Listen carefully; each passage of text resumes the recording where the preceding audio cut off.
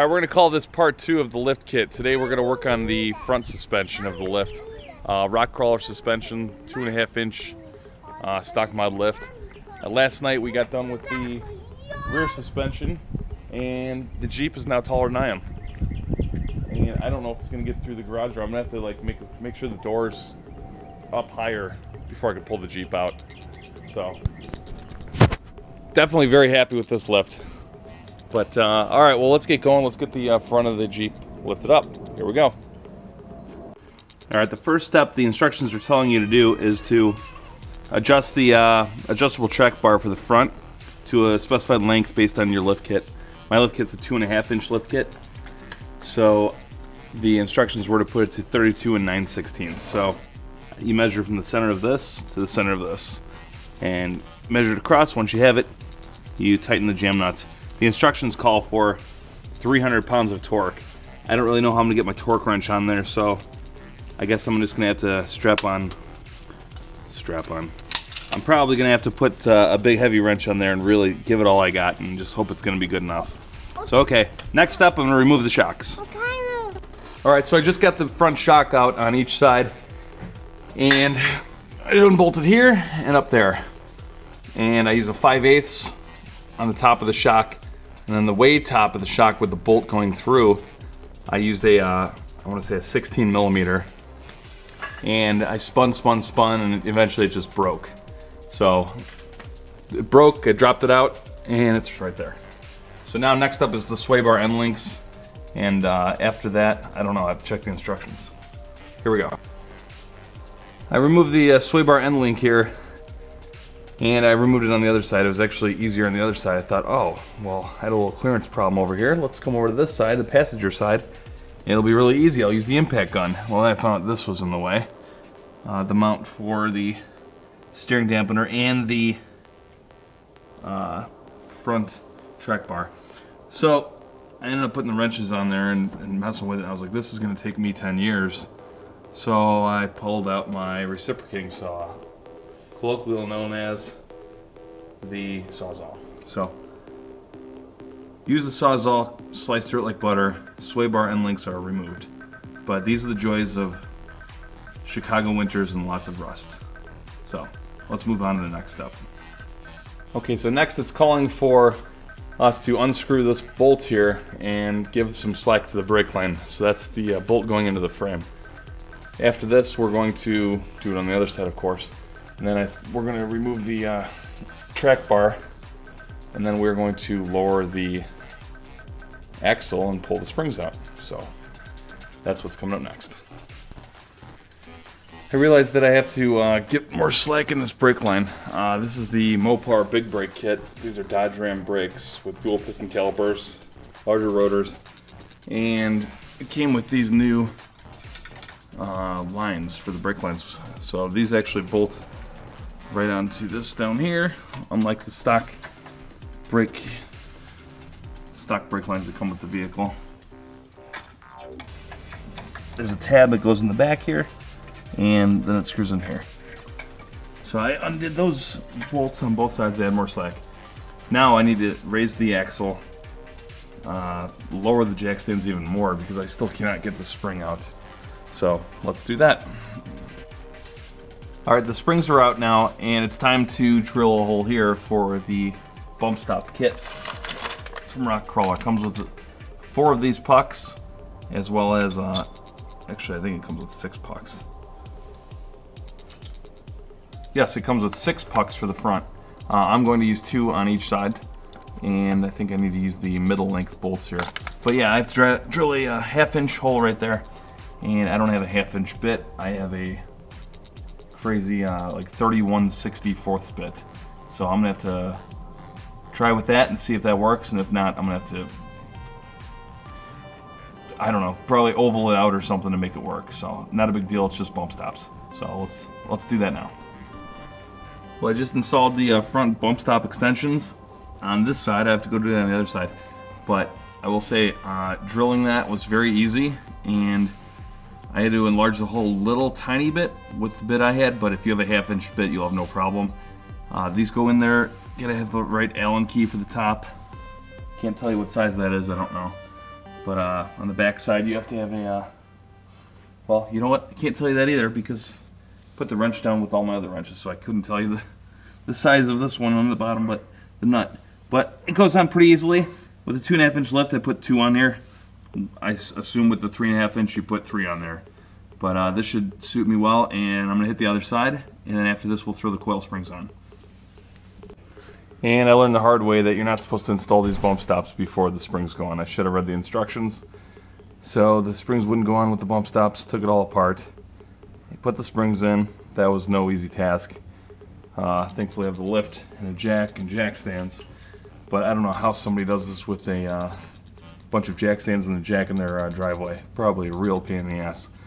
So anyway, got the bump stops on after the springs. So I actually have these on.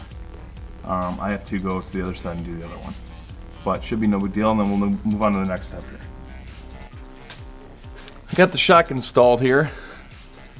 I don't really know what to do with this boot. These shocks are inverted, unlike some of the other shocks on the market. They have the adjustability down there, so that means the actual, I guess you could call it the tube or the chamber of the shock is down here. This is the exposed part, which needs the dust boot, but I don't really, well, I guess I could throw it up over here. You know what, that's the answer, that's what I'm gonna do. All right, I'm gonna put that up there. I also realized that at full flex of this shock, the brake is basically not gonna reach up here, just like the back. This is the big brake upgrade. So it bolts on right here, and it's very, very tight. Right now, this is not fully extended, but if I do fully extend it, yeah, it's definitely gonna be a problem. So I have to look into that, or just don't fully flex it. So, okay, on to the next thing. I believe it's the track bar bracket, so our track bar. So let's move on to that. All right, we're on the home stretch here. The track bar is installed. That was time-consuming, but it is actually very easy. That is in there. So now all we have left is the sway bar disconnects, and I believe I could put this whole front end back together. Sway bar disconnects, jack it up, wheels and tires, and set her down. And I'll have to address the brake. But other than that, oh, there's the shock with the boot all the way up where it's supposed to be. I might put something up there to hold it, but then again, I don't think it's going to be pulling off anytime soon, so we'll keep an eye on that. But all right, we're close. Let's finish her up. All right, it's time to put the wheels and tires back on. We've got everything in there. We've got the new shocks, we've got the new bump stop extensions, we've got the springs, the front adjustable track bar, and we have the quick release sway bar disconnects installed. I did not install the straps to support them. I'm not going to be taking that off anytime soon, so I'll probably address that at a future time. I'm just really interested in getting these wheels and tires back on and taking new measurements, so let's do that. So after the lift and without letting it settle, just putting some weight on the front bumper, the front fender is at 6 1/4 inches. The rear right tire is at 6 3/8 inches. The rear driver's side tire is at 6 7/8 inches. Driver's side front is at 6 3/4.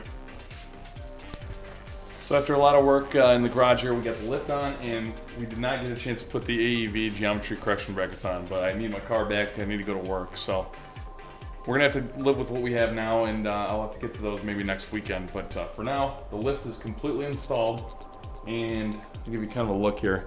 This is on flat concrete. This is my garage. There's the Shelby over there, obviously, and this is the lift. So I took the measurements, and you will see the differences between the tire and the fender before I messed with it and now after. So it's a good look.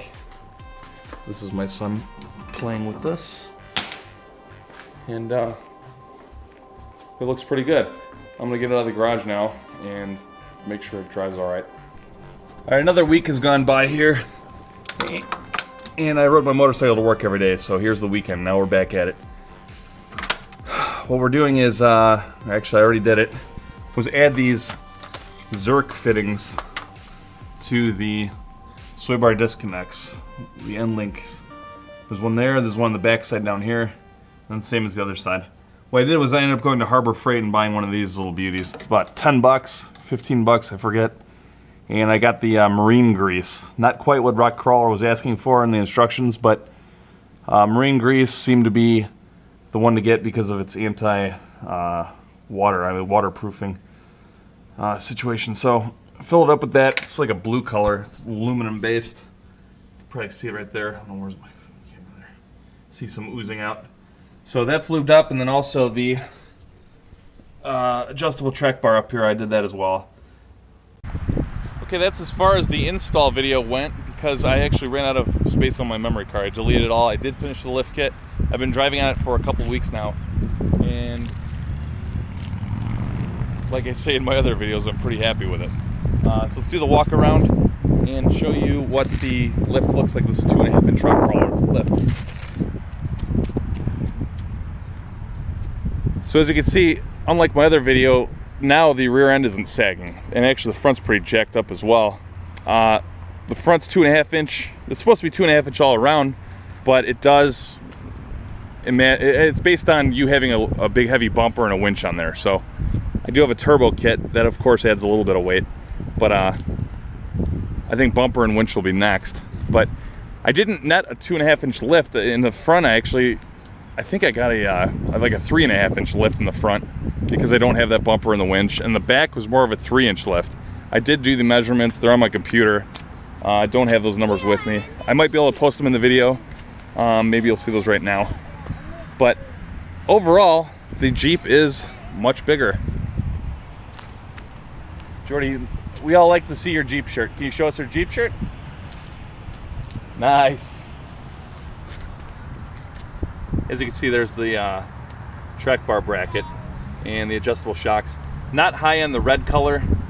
I would prefer basically almost any color but red. But what are you gonna do? Red. That's the color. So there it is. After I've owned this car for 9 years, it has a lift kit, big wheels and tires on it, and of course the big brake kit and the turbocharger system. So what's next will be bumpers and winch and whatever this kid wants. What do you want to do to the Jeep?